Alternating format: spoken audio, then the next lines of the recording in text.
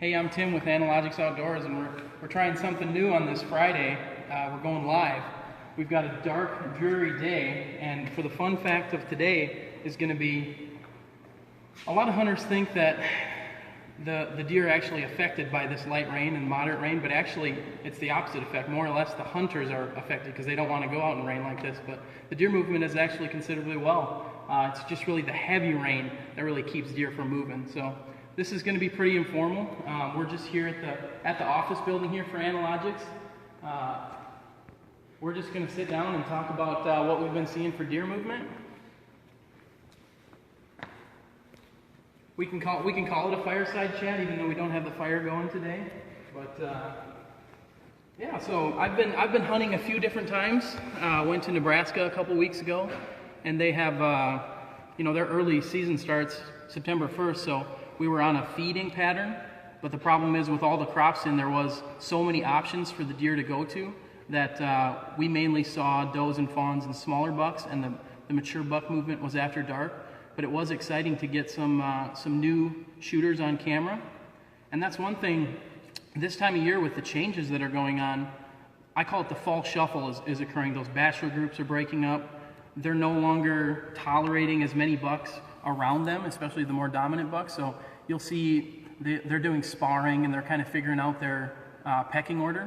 And with that, you're going to lose some deer from your property because they move around, but you're also going to gain some bucks from the neighbors that you might not have seen, or deer that you've lost for years at a time. They'll come back. So don't lose hope if you all of a sudden don't have a deer on camera anymore that was consistently showing up in the summer. They've just shifted their fall pattern, and you just got to work to try and get them back again on the camera. So the best way to do that is to try a baited trail camera survey. So you can put out Supplement 365 right on the ground and make sure you got your camera set at the right angle so you're picking up everything that comes into that site.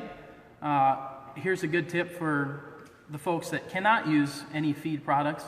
There's actually some scrapes popping up. I was in Rochester this last weekend on a new property that I picked up, and there's actually some really good scraping activity for this early in the fall, so that's exciting. You can put your camera on that scrape and pick up any bucks that are coming to visit that area. It's just a great way to get basically a survey, but without actually having to put the feed out. Another thing is that when you're talking about hunting scrapes, the thing to worry about is whether or not they're hitting that in the daytime. I mean, you can have a really active scrape, but if all the activity is at night, it doesn't make sense hunting that scrape. If you find another spot that there's actually movement during the day, then that makes more sense to hunt. So my best suggestion would be put out a camera and figure out when the activity is at that scraping location. So what I've noticed with the feed that's available on the properties that I hunt, it's the lush green vegetation that was there in the early summer. That's starting to dry up, so there's less forbs available, and they're switching more to acorn and grain-based diets. This time of year, the soybeans are pretty much done being green, and the action at the soybean fields is less than at the acorn trees that are falling very heavily. So you just got to kind of stay with the movement patterns and try and figure out where these deer are eating. There's still a lot of options for food, so it's tough hunting, especially when there's all the cover of the leaves on the trees. It's going to be tough, but there's still guys that are killing some slammer bucks right now early season because those deer are still on a feeding pattern, and if you can find that early season feeding pattern, they're just going from bed to feed.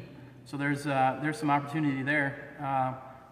Cody, our Biologist pro staffer, shot a really nice buck in Nebraska, 145-inch 11-pointer, and that deer was completely new to him 2 weeks before he shot it. He picked it up on camera a couple times, and it was daylight movement, so he got in there and hunted it, and everything worked out. So some guys are having some good luck. Do we have any questions, Taylor? All right. Well, I can sit here and talk for a while, or we can wrap things up. If you guys have any questions, put them in the comments.